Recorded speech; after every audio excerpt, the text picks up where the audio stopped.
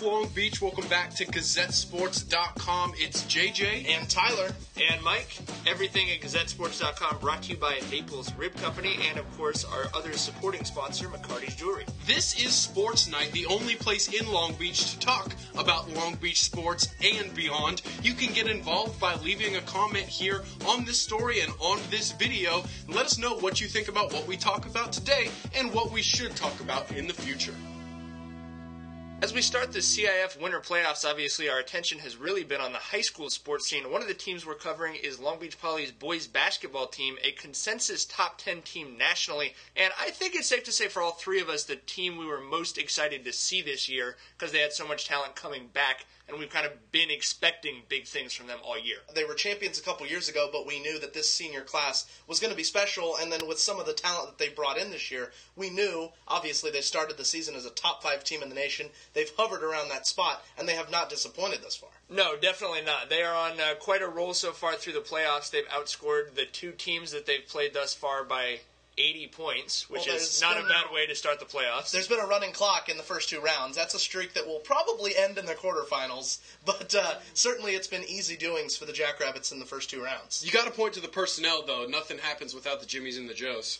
Well, certainly, and looking forward, it's kind of interesting because the Jackrabbits were without Cameron Morrell, a big-time transfer who's really been their 6th man coming in off the bench. He's recovering from a facial fracture, so they're trying to get a mask for him that he'll play with against Loyola and come back. So that's something to really watch out for. And obviously, the theme throughout this entire season, and we've talked about it, but not necessarily made it too public because we're still waiting for it to become super relevant. But this team has a tremendous player waiting in the wings. If they can make it to the state regional final, they will get Cameron Chapman, the wonderful junior who's been killing it on JV. Mike, you wrote a tremendous feature about him, and this team's playing for that. And once they get him back, if they make it to that game, oh my, that's going to really change this team. That is, Cameron Chapman's certainly one of the reasons we were really looking forward to this season is we knew that he was transferring in. Well, he actually transferred in last year. So we sort of figured we're going to get to see these 3 top 100 players playing off each other.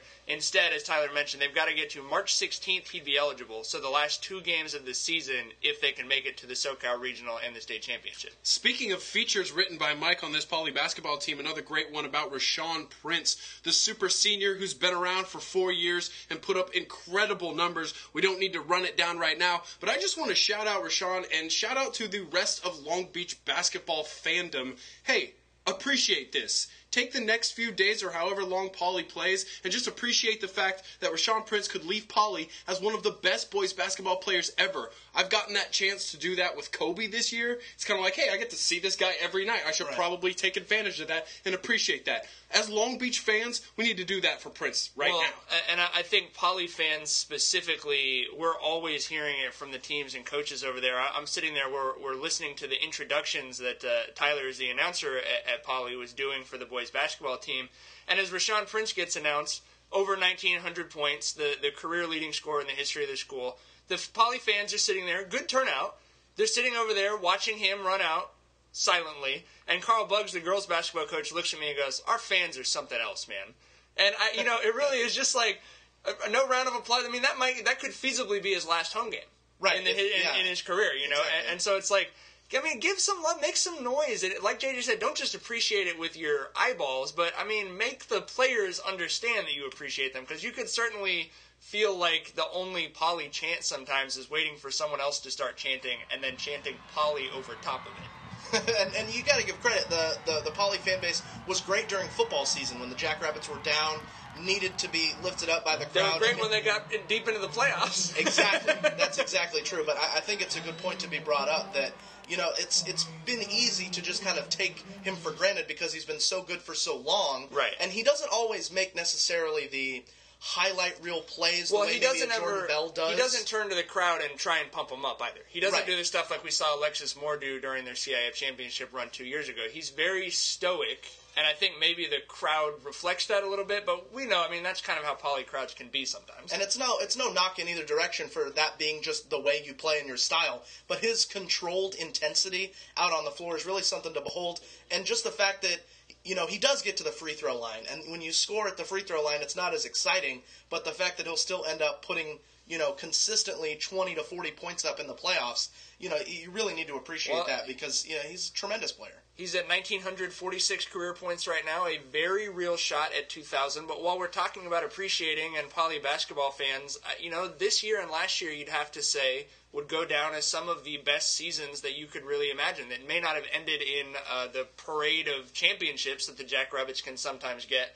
But look at this year's combined record from the boys and girls programs, 49-6, and they've outscored both consensus national top 10s against national level competition. Absolutely, they don't hide from anyone. They go to the tournament champions, they go to City of Palms, and they've outscored their opponents by more than a combined 1,600 points this season. Well, hang with them. Hey, it's really easy to find those GazetteSports.com videos on YouTube. Nah, dude. Go to the website, check out the sponsor list. If you love the Gazettes, and I know that you do, help them out. Go to the website, leave comments, and be involved. Don't just go to YouTube on your phone. I could find the scores on Twitter, though. Nah. There's an update box on the website. Go there. Make sure you get all the retweets and stuff in there. And again, leave comments. Click on the sponsor pages. Go get some Naples rib. They deserve it. Support the Gazettes, man. Stop being selfish. Remember, GazetteSports.com, where traffic is a good thing. I got a question. Does the Big West men's basketball regular season even matter anymore? No. Even that Long Beach State is sitting atop the standings right now? I mean, should we just stop playing right now and start the tournament? It does not mean nearly as much as it should, because if you win the regular season conference schedule, that has historically meant nothing. It doesn't get you into the NCAAs. It gets you into the NIT, gets you an automatic berth into the NIT. But no, to me, at least they changed the Big West tournament format back to where the top 4 seeds do get that first bye.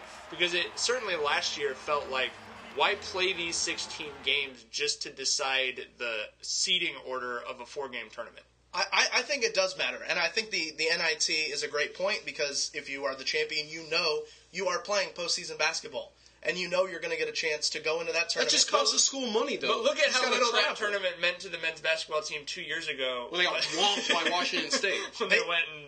Hey, they didn't always get whomped. There were times in that game where it was close, and Lin Chang had the game of his life in that game, so let's not forget the importance of that. Klay Thompson ate our lunch. Well, he eats a lot of people's lunch. Okay, now hold on. The other thing that's important is you're trying to build a profile. Last year, Long Beach State, we thought, had a chance at being an at-large team if they didn't win the Big West tournament. That was 1 in a million. That was 4 years. That was full body of work. Not with the schedule Dan Munson plays, and especially... You're trying to get used to playing these teams. When you get the chance to see Cal Poly twice, they're not going to sneak up on you, and you're going to build that confidence knowing how to win against that school, especially with all the transfers. You don't think next year there's enough talent for Long Beach State to be an at-large team? I think that's a great point about playing the teams twice. I still think we're a long ways away from the Big West getting an at-large team, just because the RPIs are so low. Especially, as we saw, Long Beach State beat Riverside by 40 and dropped 20 points in the RPI. Especially now that Long Beach State is going to be that power program. Hawaii and San Diego State's not coming. Right. But there's one thing that I would note definitely, though, about the tournament, that to me, I really don't think that we should have a Big West tournament. I like the way women's volleyball does it, where if you have a 16-game schedule to decide a conference champion, well, to me, that's how you win the championship. Well, the Ivy League does it the same way in basketball. The Ivy League doesn't have to worry about raising money, though. Big West makes buku bucks. No, I would not say buku bucks. Well, they were making it buku bucks when they were at the ACC. But the reason that they changed the format back is because no one gave a crap about that 4th game. I mean, well, you saw UC Santa Barbara against Long Beach State. I mean, how many fans did they bring? Long Beach State brings fans, but they're really not selling that many tickets to that thing. I gotta say, the Big West tournament is very exciting. I love the idea of a mid-major small tournament like that, because any team feels like they have a shot. But if you go 16-0, and you are up by 30 points in every game, in the Big West, that's not going to get you an at-large bid to the NCAA. So if you get upset, someone twists their ankle, or someone has an off game, that should keep you out of the tournament when you dominate. I mean, we saw that happen to Long Beach State 2 years ago. Right. 2 years in a row. And Long Beach State clearly would have been the best conference representative to the NCAA. So I don't know. I agree with you. In that weekend, it's exciting, but I don't think that it's the best way to decide your conference's representative on the national level. Do you want all the latest GazetteSports.com stories in your email box every morning? It's simple. Get to GazetteSports.com. Right above the line of the school pages, there is a e-newsletter tab. hit that, enter your email, and it will be delivered to your doorstep, per se.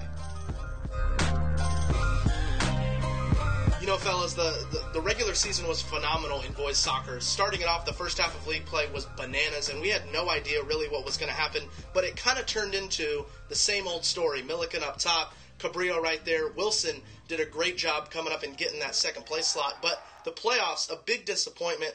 All of our teams scored first in the first round and ended up losing 2-1. So it was a very anticlimactic way to end what we all were expecting to be a very thrilling boys soccer schedule. Last year's baseball season thinks that was a quick exit from the playoffs. Yeah. And I have to make that parallel because last year's baseball season, we thought that the Moore League had very strong teams that could make runs in the playoffs. What we saw was that these fantastic pitching ended up not being able to carry those teams. Are we seeing the same thing in soccer? Is this the case of more league teams that are very good beating up on each other and then making each other less effective in the postseason? I think it is sort of this related stories, but I don't think it's because they're beating up on each other. I think what we've seen consistently over the 6 years or so, JJ, that you and I have been doing this, and Tyler, certainly since you've been working with us, the teams that win CIF championships dominate the Moore League.